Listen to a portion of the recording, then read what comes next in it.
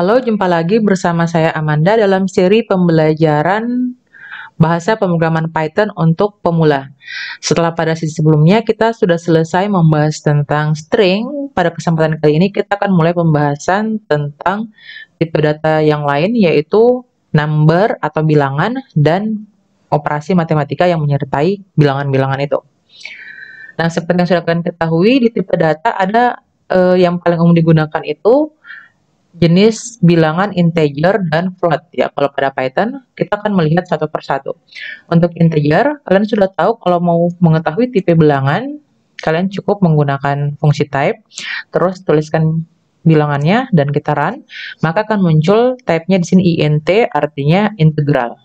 Integral integer atau bilangan bulat ya.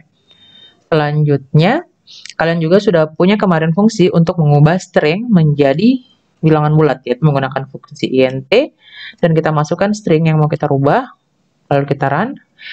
Outputnya itu adalah 26, yang mana 26 ini dia adalah bilangan bulat. Selanjutnya, kemarin string itu ada yang namanya string literal, atau cara menuliskan string dalam script Python. Begitu juga dengan bilangan ya. Jadi ada integer literal dan ada float literal dan sebagainya. Untuk integer literal sendiri ada dua cara. Yang pertama itu kita menuliskan langsung bilangannya, misalnya 1 juta. Kita tuliskan 1 dengan 60 dan kita run, akan memberikan 1 juta. Bisa juga kita menuliskan dengan cara menggunakan tanda underline atau garis bawah untuk memudahkan kita membaca bilangan yang kita tulis ya. Jadi terpisah antara ribuan terus jutaannya ya. Ups. Ya, kalau kita run menghasilkan 1 juta. Oke. Cara penulisannya sama. Nah, cara penulisan yang kedua ini tujuannya adalah untuk memudahkan kita membaca script kalau menggunakan angka-angka yang relatif besar. Yang perlu kalian ingat, Python tidak dapat membaca integer yang menggunakan tanda koma atau tanda titik ya. Kalau misalnya kan biasa kita menuliskan 1 juta seperti ini ya kalau dalam penulisan bilangan. Nah, dia akan menghasilkan error ya karena ini tidak dibaca. Makanya untuk mengganti itu dia menggunakan tanda garis bawah. Selanjutnya untuk tipe data float, sama untuk menentukan tipe data kita cukup menggunakan fungsi type. Terus masukkan float yang mau kita cek dan kita run, akan menghasilkan tipe data float. Untuk mengubah string ke float cukup pakai fungsi float, masukkan string yang ingin kita rubah, misalnya 2,75 dan kita run, maka outputnya ini adalah sudah dalam bentuk bilangan ya, bukan lagi bentuk string.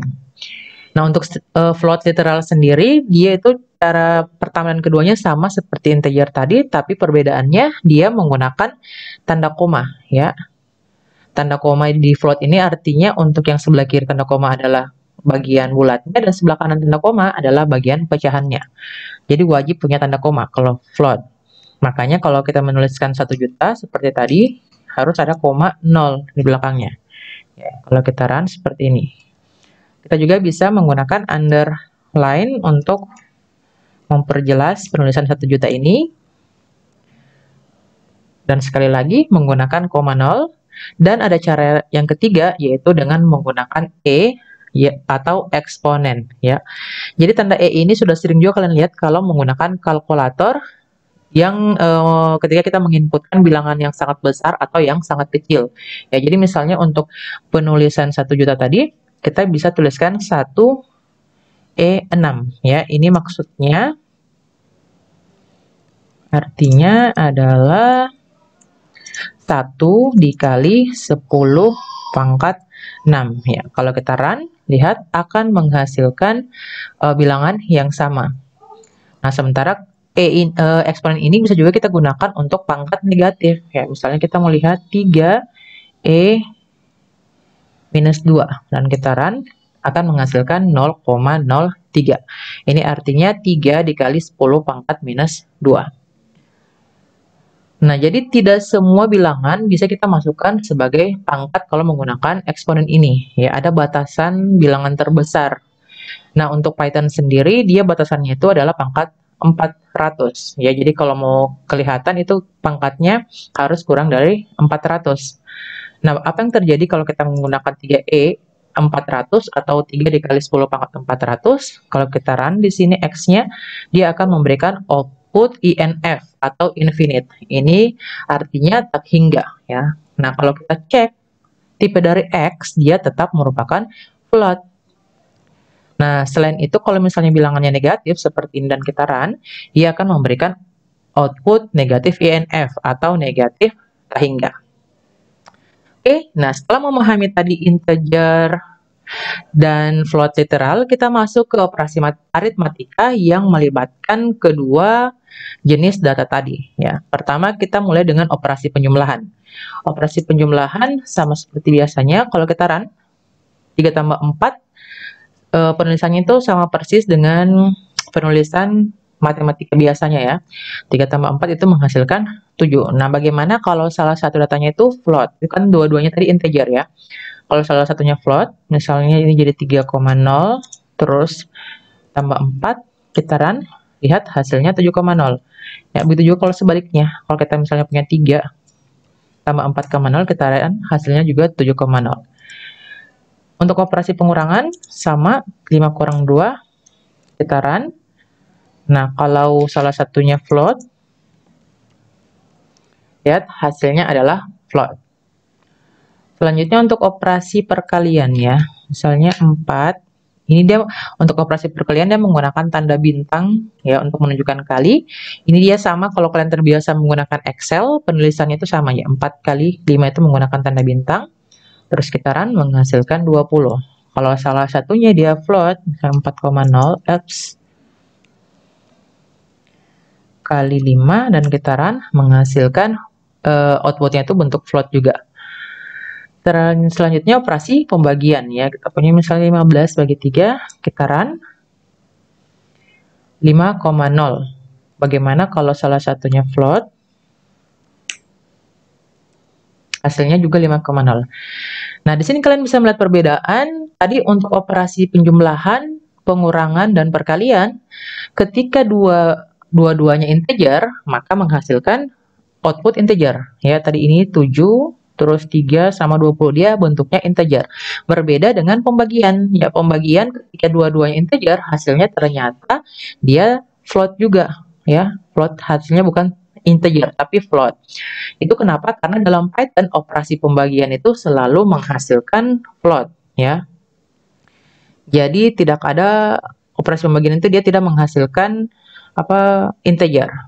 Nah, sekarang bagaimana kalau misalnya dalam suatu script kita punya operasi pembagian tapi kita mau ambil hasilnya itu yang integer. Itu simple, kalian cukup menggunakan tadi fungsi int untuk merubah suatu data menjadi bentuk integer dan kalian masukkan pembagiannya ya. Misalnya tadi 15/3 dan kalian run, maka akan muncul bentuk integernya. Ya.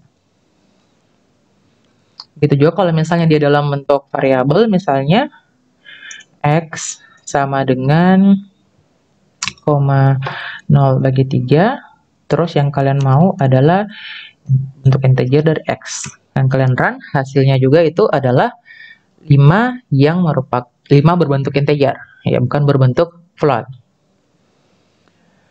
Nah, setelah 4 operasi dasar tadi kita masuk ke yang namanya operasi pembagian bilangan bulat, ya, atau integer division. Nah, bentuk integer division ini dalam matematika dikenal juga dengan istilah fungsi bilangan bulat terbesar, ya. Jadi tulisannya seperti ini. A, terus tanda pembagiannya digunakan 2 kali baru B. Nah, apa yang terjadi kalau kita menggunakan script ini di Python? Bagaimana outputnya kalian akan lihat. Misalnya kalian mau bagi 9 dibagi dengan 3, kita run menghasilkan 3 ya, sama dan pembagian biasa. Terus kalau kalian punya 5,0 misalnya bagi 2 dan kalian run, hasilnya adalah 2. Terus kalau minus 3 kalian bagi dengan 2, kalian run, hasilnya adalah negatif 2. Itu seperti apa? Saya akan sedikit menjelaskan proses matematikanya ya. Itu adalah bilangan bulat terbesar yang lebih kecil atau sama dengan X ya, yang seperti apa? Nah, kalau kita lihat, kalau kita punya fungsi bilangan bulat terbesar dari 3 nilainya itu adalah 3 ya. Kalau negatif 2 itu sama dengan negatif 2, kalau untuk 2,5 sama dengan 2, dan untuk negatif 2,5 itu sama dengan negatif 3.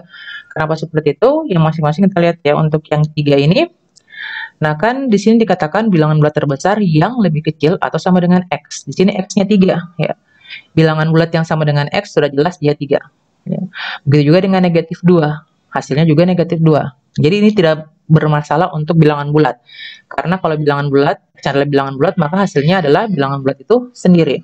Bagaimana kalau X-nya bukan bilangan bulat? Seperti tadi kita punya X dalam bentuk float, misalnya 2,5 ya. 2,5 berarti kita cari bilangan bulat terbesar yang lebih kecil atau sama dengan X. Jadi syaratnya apa? Dia bilangan bulat, terus dia harus lebih kecil dari 2,5.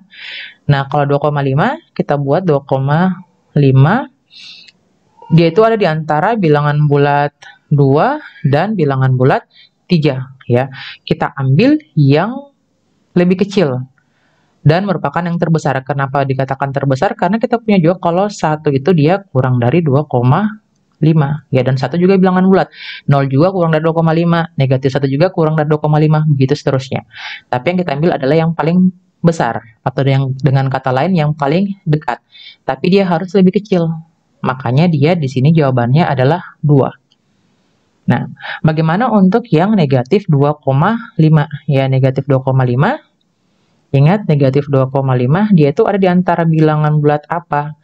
Pertama di sini adalah negatif 2. Dia kurang dari negatif 2 ya, ingat. Sementara untuk yang sini negatif 3. Nah, dia berarti kita ambil bilangan bulat tadi yang lebih kecil. Berarti adalah negatif 3. Ya. Makanya di sini untuk fungsi ini negatif 2,5 dia menjadi sama dengan negatif 3. Ya, kita cek untuk tadi yang kita tuliskan dalam script Python ya. Yang script Python tadi ada 5,0 bagi pembagian bilangan bulat terbesarnya atau integer divisionnya 5,0 bagi 2 ya. Itu dia menghasilkan 2,0. Ingat sekali lagi karena di sini tipe float, makanya hasilnya juga dia float ya. Tadi 5,0 bagi 2 itu kan hasilnya adalah 2,5 ya. Kita masukkan di fungsi ini tadi, sehingga tadi hasilnya kita sudah lihat adalah 2 ya. Selanjutnya ada min 3 bagi 2. Min 3 bagi 2 dia itu kan hasilnya adalah minus 1,5 ya. Kita masukkan ke fungsi bilangan bulat terbesar yang lebih kecil atau sama dengan negatif 2,5 berarti adalah negatif 2. Oke? Nah, fungsi pembagian bilangan bulat atau integer division ini dia tidak berlaku untuk pembagian dengan 0. Ya, jadi kalau kita misalkan 1 bagi 0 terus kita run, maka hasilnya itu akan error. Nah, kita masuk ke fungsi perpangkatan ya. Jadi kalau perpangkatan dalam Python, dia itu disimbolkan menggunakan tanda bintang 2 ya. Atau asterisk ya, kalau nama lainnya dari tanda bintang ini. Jadi misalnya kita mau pangkat 2, kita mau menuliskan 2 pangkat 2 dalam Python, kita tuliskan seperti ini. Dan kita run, outputnya adalah 4 ya. Begitu juga kalau kita hanya 2 pangkat 5. Kalau kita run menghasilkan output 32. Nah, sekarang bagaimana kalau kita menggunakan float pangkatnya? Apakah bisa atau tidak ya? Ternyata misalnya 3 kita pangkatkan 2. Kita run, lihat hasilnya tetap ada. Nah, kalau itu kan tadi kalau pangkatnya itu dia float tapi tetap bilangan bulat ya. Bagaimana kalau dia float yang bukan bilangan bulat? Di sini saya ganti menjadi 2,5. Lalu saya run, itu tetap memberikan hasil. Jadinya 3 pangkat 2,5. Selanjutnya, selain pangkat bilangan positif, kita juga bisa memangkatkan dengan bilangan negatif. Misalnya 2 pangkat negatif 1. Kalau kita run sama dengan 0,5. Ingat, kalau pangkat negatif itu dia sama saja dengan kebalikan dari pangkat positif. Kita bisa lihat hubungannya di sini. Ya, tadi kalau 2,5 itu sama saja dengan kebalikan dari pangkat positif. Kebalikan kalau dalam operasi ini dimaksud adalah 1 per, ya, 2 pangkat 1. Nah, kalau kita run, lihat hasilnya akan sama. Tadi 2 pangkat negatif 1, hasilnya itu sama saja dengan 1 per 2 pangkat 1. Kita masuk ke operator modulus atau modulo, ya. Jadi operator ini dia menggunakan tanda persen, ya. Tanda persen ini dia dikenal dalam operasi pada Python itu dengan modulus. Jadi kalau yang dimaksud dengan modulus itu adalah terkait sisa pembagian. Jadi kalau A persen B itu akan memberikan output sisa pembagian A terhadap B. Jadi contohnya di sini misalnya 5 modulus 3, kalau kita run itu menghasilkan 2. Kenapa? Karena 5 bagi 2 itu kan 5 bagi 3 itu sisanya adalah 2. Begitu juga kalau kita bagi misalnya 20 di modulus 7, ya. Kita run menghasilkan 6. Sisa pembagian dari 20 bagi 7 itu adalah 6. Sementara kita tidak bisa mendapatkan modulus dengan 0. Nah, jadi kalau 1 modulus 0 itu akan menghasilkan error. Nah, sebentar saya akan menjelaskan perincian dari operasi modulus ini. Sebelum itu kita lihat dulu bagaimana kalau A atau B-nya itu bilangan negatif. Ya. Di sini saya punya 3 contoh untuk itu. Nanti kita lihat 5 modulus negatif 3. Kita run itu negatif 1.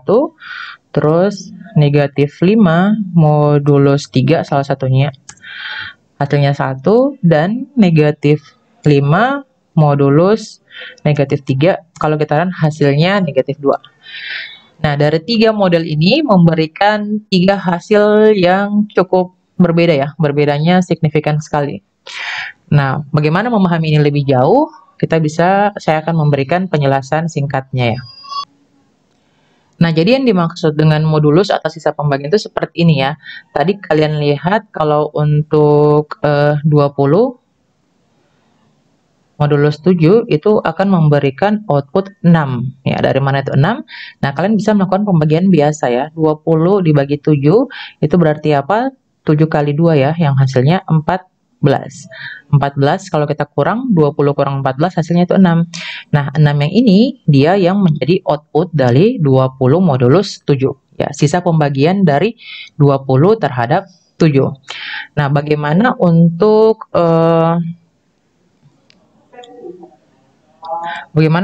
yang 3 model dengan negatif tadi? Nah, pada Python untuk penjelasan dari modulus ini secara aritmatik itu bisa dijelaskan. Dia menggunakan rumus ini, ya. Jadi X-nya itu bisa didapatkan dari A dikurang dalam kurung B dikali A pembagian bilangan bulat B, ya. Jadi A bagi B tapi yang pembagian bilangan bulat. Nah, kita mengecek satu persatu. Di sini tadi untuk 5 modulus negatif 3 mengoutputkan negatif 1. Kalau kita gunakan ini, kan kita mau cari X-nya, ya. Yang pertama kita lakukan apa? Yang pertama, A-nya berapanya? A-nya 5, ya. Berarti 5 kurang negatif 3, ya. Terus dikali dengan 5 bagi negatif 3, ya. 5 bagi negatif 3 sendiri, ini kita kerjakan duluan yang dalam kurung. Ingat, negatif 3-nya ini masih ada di sini. Terus, 5 dibagi negatif 3. Ya, 5 bagi 3 kan negatif, berarti kan ini negatif 1,5, ya. Tadi kalau kita jadikan ke bilangan bulat terbesarnya, berarti sama dengan negatif 2, ya. Jadi kita dapatkan 5 dikali negatif 5 dikurang negatif 3 kali negatif 2. Negatif 3 kali negatif 2 hasilnya adalah 6, ya. Jadinya 5 kurang 6 sama dengan berapa? Sama dengan negatif 1. Oke. Begitu caranya untuk mendapatkannya. Nah, dengan cara yang sama, kalian bisa mengecek hasil untuk negatif 5 modulus 3 kenapa tidak sama dengan 1, dan negatif 5 modulus negatif 3 kenapa bisa sama dengan negatif 2. Oke, sekarang kita masuk ke ekspresi aritmatika atau yang biasa kita kenal dengan hitung campuran. Nah, ketika kita melakukan perhitungan campuran ini, kita memperhatikan yang namanya order of operation atau urutan operasi. Nah, urutan operasi ini dia itu urutan berdasarkan prioritas mana yang kita operasikan terlebih dahulu. Nah, secara umum urutannya seperti ini ya. Jadi ini saya urut dari yang mana yang dikerjakan terlebih dahulu. Untuk yang pertama yang kita kerjakan terlebih dahulu adalah apa yang ada di dalam kurung.